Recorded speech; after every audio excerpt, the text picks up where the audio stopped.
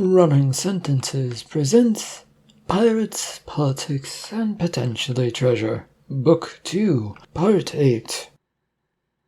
Towards the void they go. Now, with everyone on the move, space gets very crowded, and it doesn't take much for disputes to erupt. This story is written and narrated by Michael Hunnery. It is a work of fiction. Any names, characters, businesses, events, and situations within this story are products of the author's imagination. Any resemblance to real people, real situations, events, characters, businesses, real and or fictional, is purely coincidental. Copyright 2023, Michael Hunnery. All rights reserved. Having been cleared of any ailments, Ophelia was then moved to a holding cell, which had little comfort for her. She still had some of her crew with her, which made for a pleasant time, and for a way to pass the time. But it was getting them nowhere quickly, and that only lasted until some guards had come and gotten her out, moving her to the old pirates' meeting room where the heads of the pirates, kings, and captains would meet. But this time it was only Coral, who she had met once or twice before, who was in this room. The two were then left alone, as Ophelia moved to the center of the room, just out of habit, staring at Coral, who sat on one of the chairs. "They trained you like a dog, I see." "Habits stick with one until the day you die. What do you want? I can't offer you much, and I'm sure the computer head hasn't offered much either." "Yes, about that giant mechanical head. It really hasn't said anything that wasn't a puzzle of an answer. How do you think it would actually help you?" "What, do you mean out of this situation, or to find the treasure?" "Mostly I was seeing if it could help us get out of here. Anything else was a bonus to us." Coral, who was seated at the head chair of this round room, with the rest of it very much empty of anyone else, and all of the chairs except for hers had been removed. To Ophelia, it wasn't a terribly odd sight to see. She'd talked to captains here alone before, but it always had those chairs, and it felt sort of lived in. But, knowing the whole group of them had been overthrown by practically a nobody, it was very strange. She was sure that it wasn't entirely accomplished solely by Coral on her own.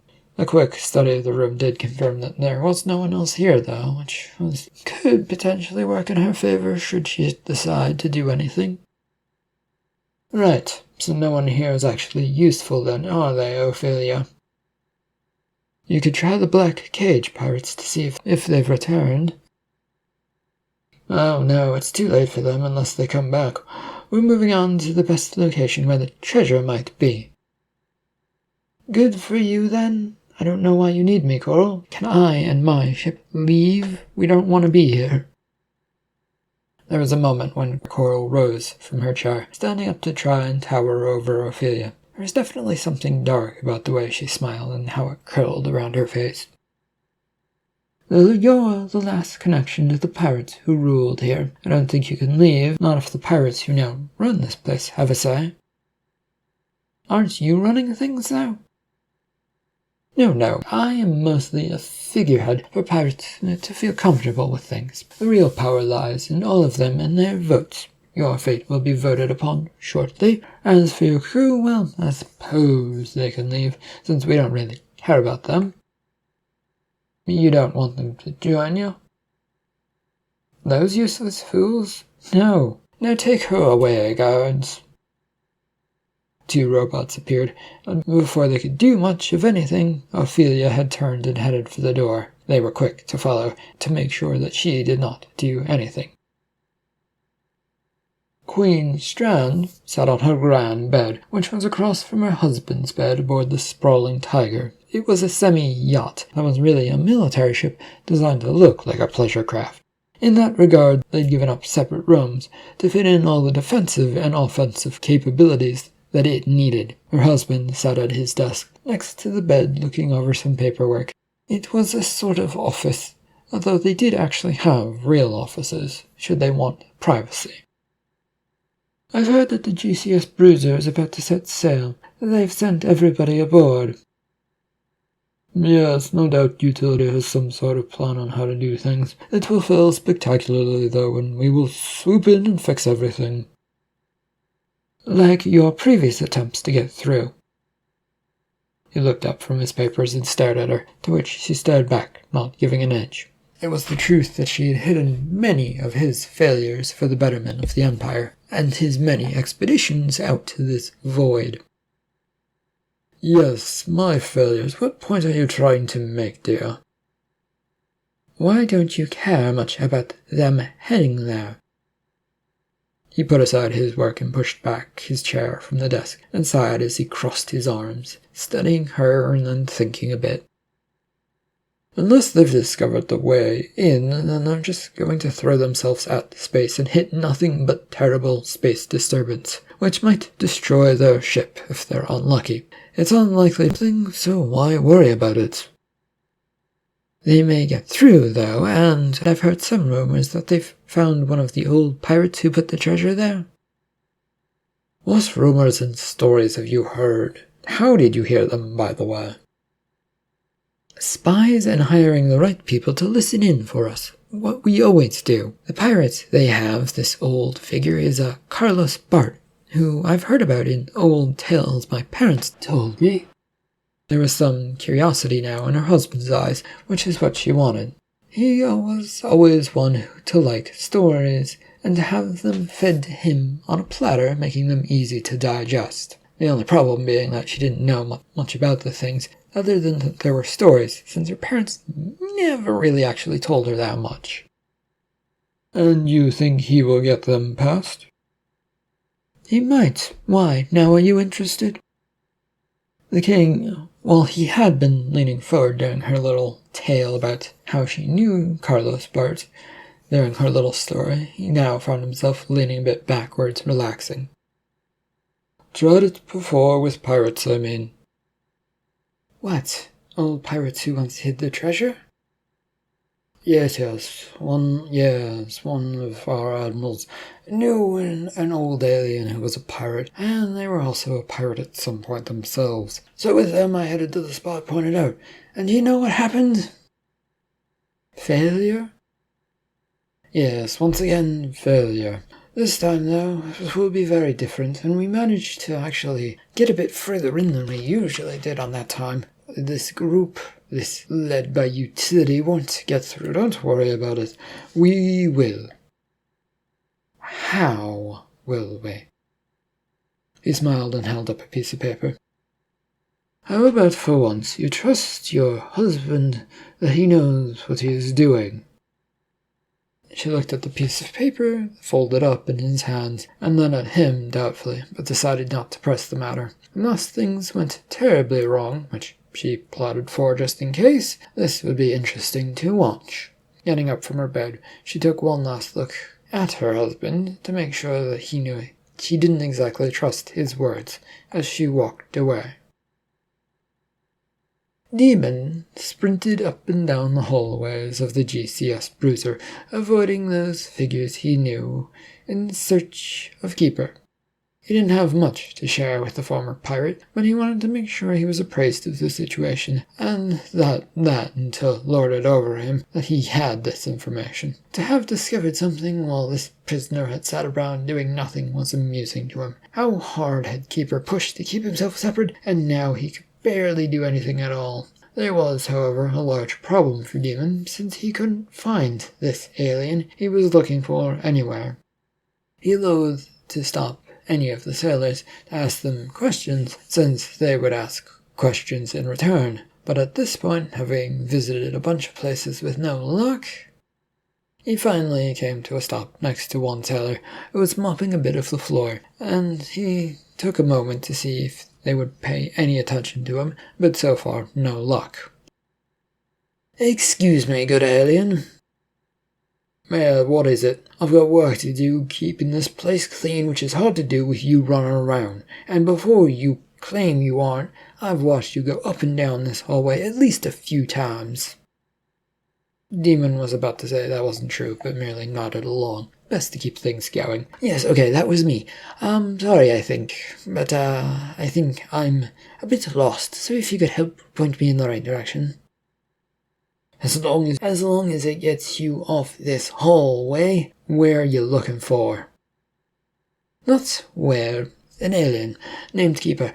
You wouldn't happen to know where he is, would you? The janitor, with the mop in his hand and little cleaning robot falling about where the mop went, stopped all he was doing.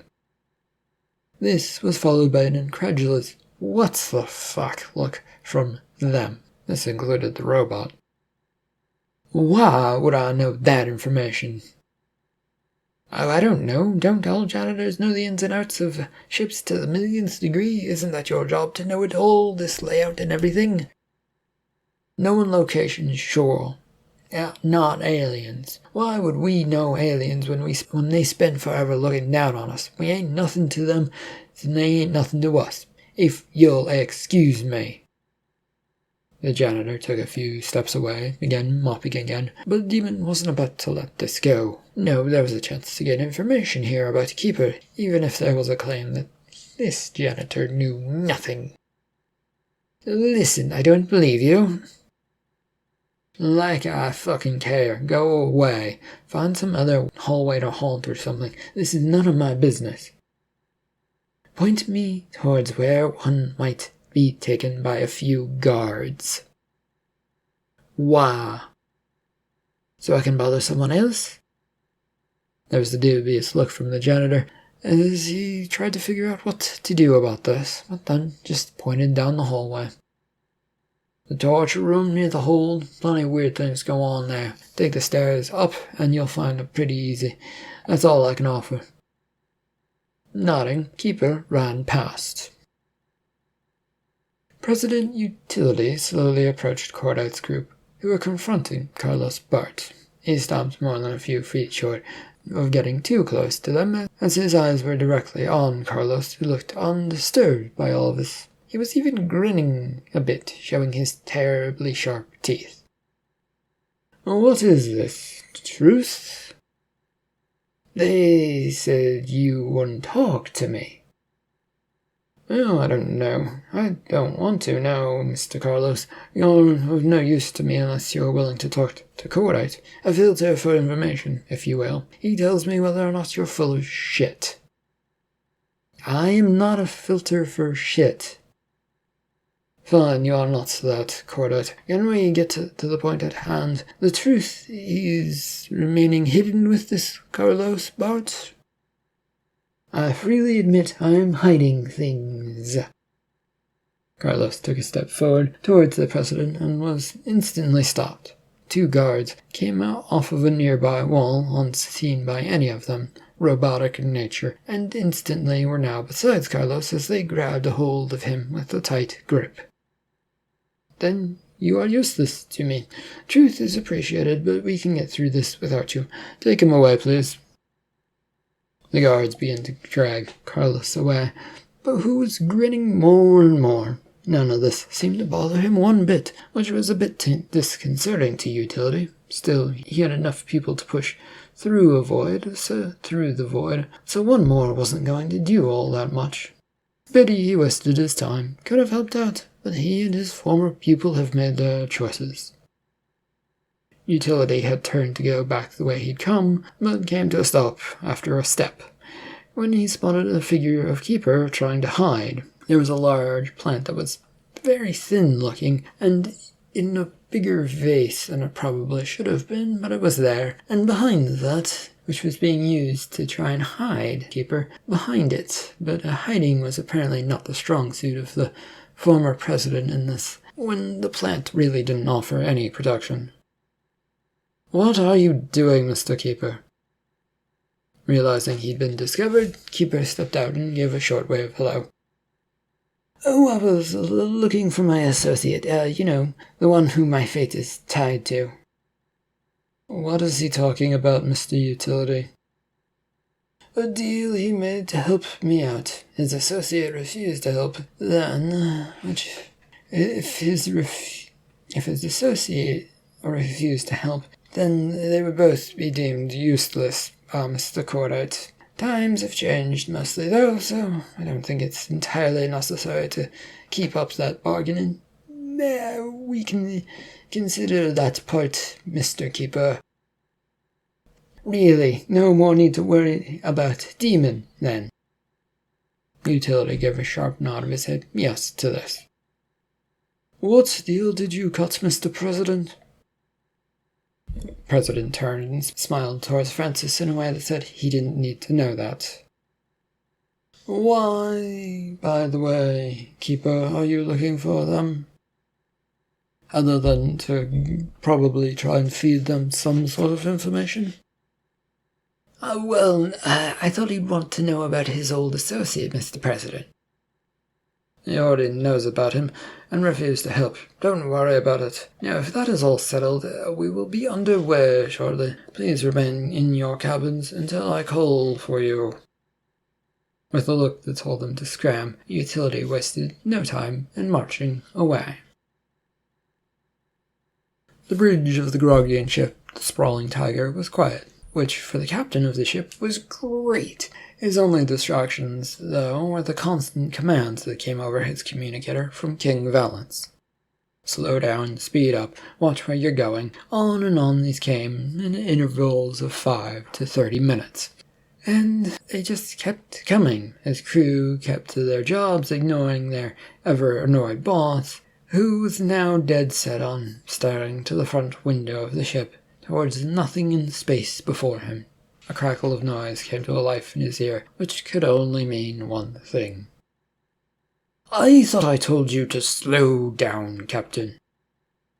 You told me to speed up last time since we didn't want the other boats to suspect anything, sir. Well, you're getting too far ahead now. Keep the boat at a steady pace. That would be easier if you told me where we are headed. Without directions, I can't keep things steady. There's a spot not far from the void that we all know of. You were on our last trip. A middle space where the ship won't get sucked into that stuff. You know it, and it's marked on the map. We've gone through this before, Devos. Yes, and when we went to that spot last time, it nearly got us killed. There was an unsurprising pause at this, and a sucking in of breath from the king. That was only when we moved forward to actually try and enter that space again. This time, though, things will be different. We need to be prepared. For what? Following the other ship as it goes in. Nothing complicated, but we need to disappear so that we can follow them. Is that clear? It was the captain's turn to take a moment to think things through. He didn't like this and wanted to stop it, but there was nothing he could say or do on that front, so he just sort of sat there, trying to think of something. If I can make a recommendation then, sir. You can, but I might not listen to it. Let me direct the ship as is needed. The autopilot function knows how to keep ships within sight and, whatever it needs to do. We need to do our job. My job is to make sure we get where we need to go and to order you around. And you can continue to do so, but let the ship do its job in hiding away. There was a bit of a growl from the king, but the line of communication finally went dead again. Breathing a sigh of relief, Devos looked over his crew, who were simply still doing their jobs. Be on the lookout for the GCS Bruiser, if you don't mind, crew. We have to follow her when the time comes. The work of the bridge continued despite his words. If they were recognized, not a single creature showed it. Coral felt like the entirety of pirates were against her for no great reason, keeping their stupid secrets to themselves, and worst of all, their old treasure. Why? It was a silly thing to do when it could improve the lives of pirates, yet they were going through all of this to hide it. The only one who ever spoke straight to her happened to be in the hold of the Flying Squirrel, which, when she thought about it, never amounted to much of a straight answer either. Yet there she found herself, staring up towards this computer. You are back. Yes, where's the treasure? You take over to get answers you want, yet you still can't get the answers. She sighed, wondering if there was a way to escape the way this conversation was going. Of course, there was the easy way, just walking away. That, however, would not work, since it got her right where she already was. That may be the case, but we can change it if you tell me where this treasure is hidden. The mechanical body leaned its large head down from the ceiling, so that they were now eye level with one another. Do you even know who I was? No, I've never heard the name Bardot before. Am I supposed to know so that I can bow down to you for your history or whatever it is? I was the ship that helped the galaxy find itself, forgotten all by all but those who know the answer, who know the answers never come to those seeking them. A ship? You're part of a ship. You should be able to answer questions then without all of this nonsense of stupidity. The machine drew as close as it could, the mouth, which had looked frozen solid, creaking open to show the mechanical wires inside.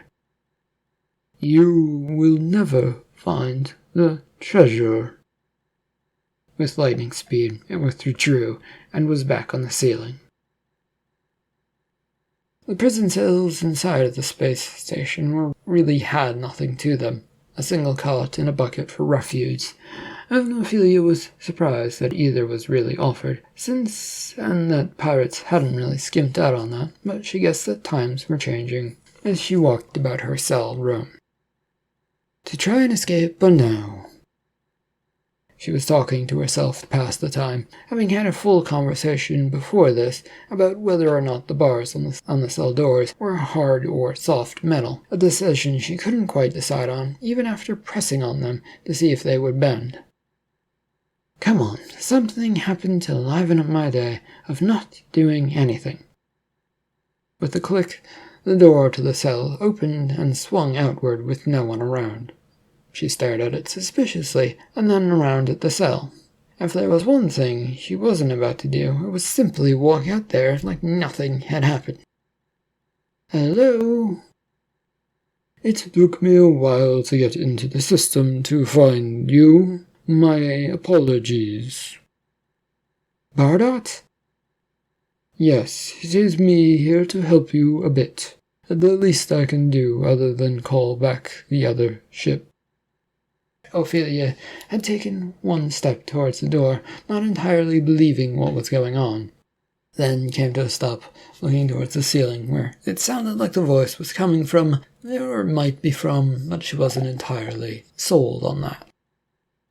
You've been holding everyone here. That's what I'm getting from all of that last statement? I couldn't stay here alone, now could I? I would have broken down. Great, that's going to go well if anyone discovers it. How have you managed to do that, and are the Black Cage pirates aware of this? She stepped out of the cell rather tentatively now, looking about for any signs of trouble. There were no guards here, though, which she worried about, glancing all around. How were there no guards, and why? They do not know, but will be made aware when the time is right that I've been doing this. Oh, great. And any guards around here that you can see or know about? No, they are tending to things in another area of the space station. Why? I triggered a fire alarm. That alone shouldn't be enough to distract guards, but she pressed on, thinking that there would be a fight regardless of what she did now. The hold of the sprawling tiger had not been divided up into sections as had been told to the king and queen. Rather, it was just a large, sprawling space with some cargo mixed in, with more than a few prisoners all locked up in chains that went to the ground and held them there. And Vic had found himself forced into these chains, locked down next to another alien figure a few feet away, despite all his pleas that he'd been good to the guards. It wasn't true, he'd been plotting and been caught, but it was worth the effort in his mind. One of the guards was now patrolling up and down the lines, and then came to a stop in front of him. "What do you want?" "You want to be free of these chains because of your connections, right? You've been crying about it." This, being shouted out loud to everyone, made a mild panic shoot through Vic. He was sure if he was taken away from here now, and then thrown back in later, someone smart enough to escape these chains might try something on him first, before escaping. "I don't know what you mean. I didn't say anything." "Sure you didn't. Come now. Stand up."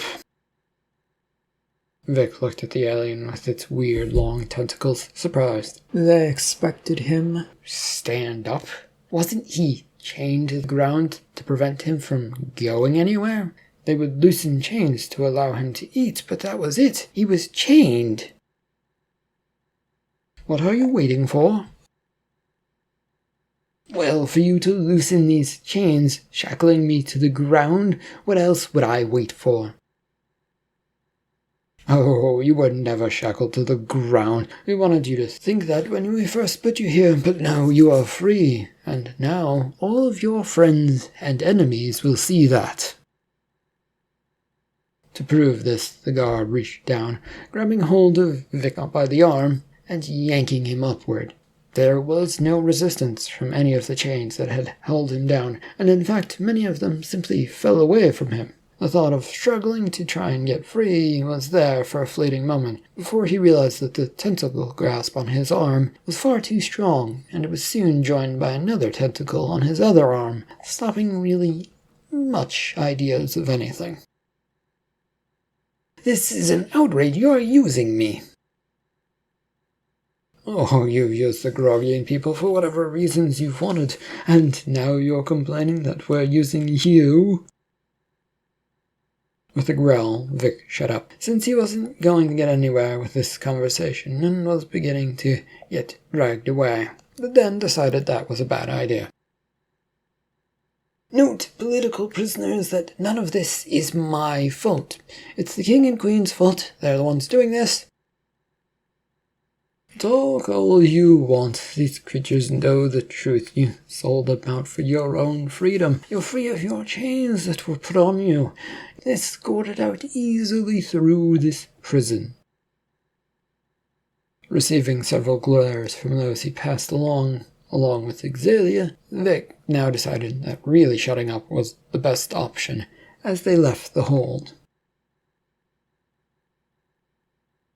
President Utility strolled onto the bridge of his ship, the GCS Bruiser, and looked out at the open space on the front window.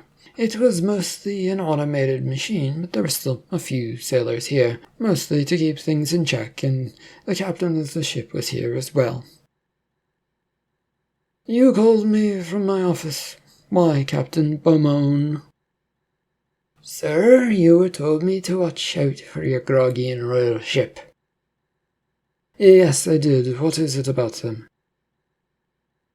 Following the pointed finger of the captain, Utility could see a screen that he was supposed to look at. It was towards where Beaumont was pointing. He wasn't sure, but he went over there to glance at it, and it showed an image of blips on a compass with a hand sweeping around to show blips that came up. "We can see them on our radar." Looking very closely at the screen, Utility decided that one of these blips was probably the Grogian one. "How have we caught up to them so quickly? We departed a day after them. Neither of us were going to jump to the weird coordinates either, so what is going on?" A glance towards the captain showed a fidgeting figure, who frowned as they looked for an answer. "I do not have a solution to your question." "Which means it makes no sense, so they're up to something, right? Why or how would they be up to something?" "Maybe they think they can follow us into the void space." "Oh, possibly. Or waiting to stab us in the back. Either way." and having let his thoughts trail away and questioning all he knew, the president began wandering around the bridge. He was mostly headed forward to get a closer look at the windows, showing the space before them. Keep us on this road for now. If anything changes with that ship, let someone know who will tell me, or tell me directly. Until then, though, let's keep this between us. Is there a reason to do that, sir? Oh, probably not. But let's keep it a bit safe, since who knows what anyone is planning aboard this ship or outside of it. With one last look out to space, and to make sure that the captain knew to shut up, Utility nodded to him as he left the bridge. The trek to the spot of the void was a rather crowded one, with plenty of small ships crowding towards the void space that sat there with shimmering blackness and the look of a planet beyond it, but it sort of looked weirdly off. What should have been only a couple of days' trip began stretching out a bit as well, since this area was so crowded. There was also heavily damaged ships slinking away from the area, with more and more joining them as closer they got to this void space. Eventually, their movement ground to a stop, as the Bruiser found herself in a long line of ships, trying to run at that space where the bleak blackness that shimmered stood. In the distance, one could just make out where the ships were making a run at into space, disappearing for moments only to come back a minute later, usually in much worse shape. Ophelia had navigated her way through various hallways and found no one. That was disturbing, since the station was always busy with people, yet even here in the back hallways there wasn't anyone. Is anyone out there? The coast is clear. You don't have to worry about them. I worry. Why? I don't trust you or anything right now, Bardart. It was her first and only instinct in this type of situation, especially when she was separated from her crew. That and the head of Bardart wasn't exactly the most forthcoming when it came to answering questions. There was little choice in what she could do at the moment as she moved down the empty steel corridor of the hallway. Every step seemed to echo about the place. You didn't do anything to actually create problems, did you, Bardart? I set off an alarm. Are you sure you didn't trigger an evacuation alarm? No, I did not. I've taken over the station's computer systems, and I know its ins and outs. How did you accomplish that? Did I not tell you that I am a former computer of a major ship to discover this area? In fact, I was the ship. This news, it seemed so weird and made little sense to her. She tried to figure out if this computer had ever told her that. It was all too much. And the problem was her mind was having so much stuff thrown at it and trying to process all of that. Well, none of it was getting through since it had all crammed in at the same moment. Right, nice to know, I guess. Why tell me now when this could have helped me out earlier?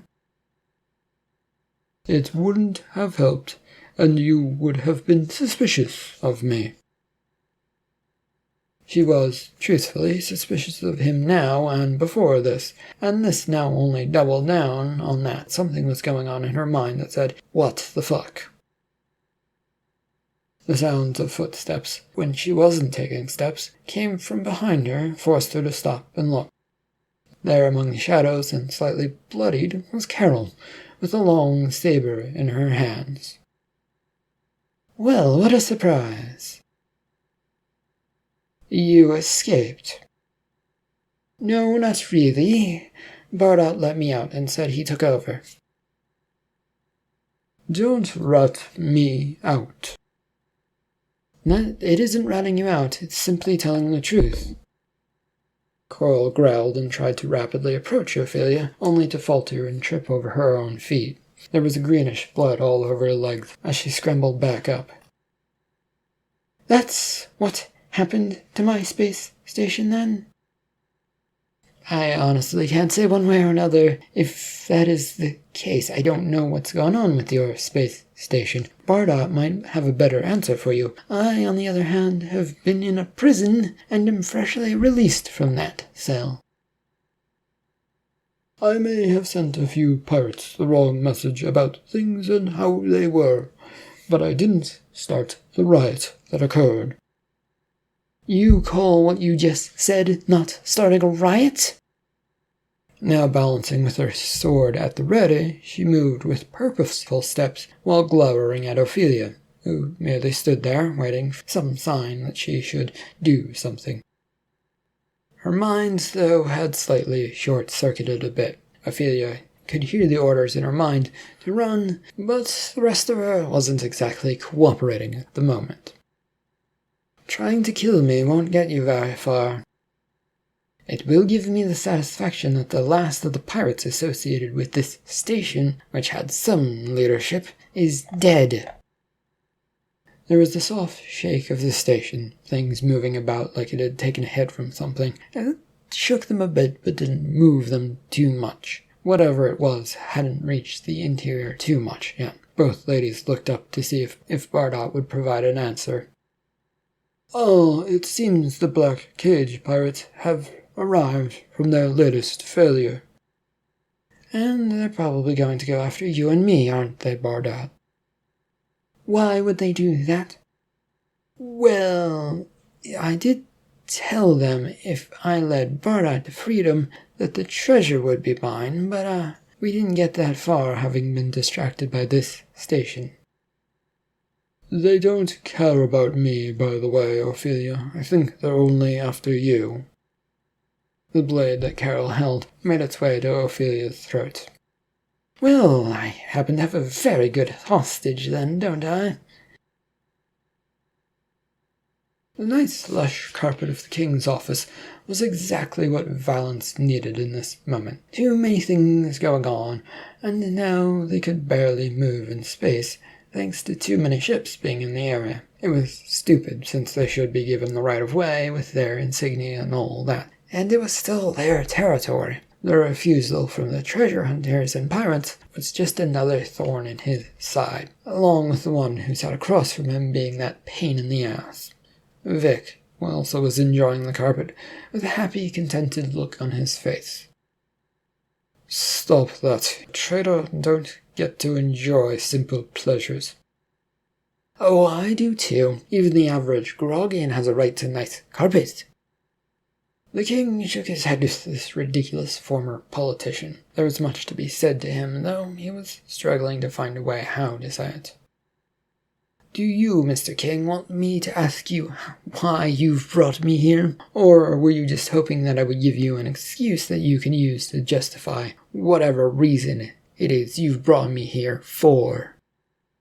Oh, no, I already have all of the excuses I could ever need to hang you. My queen and I have decided that isn't needed here, though she would love to make sure it does happen, if you're not careful.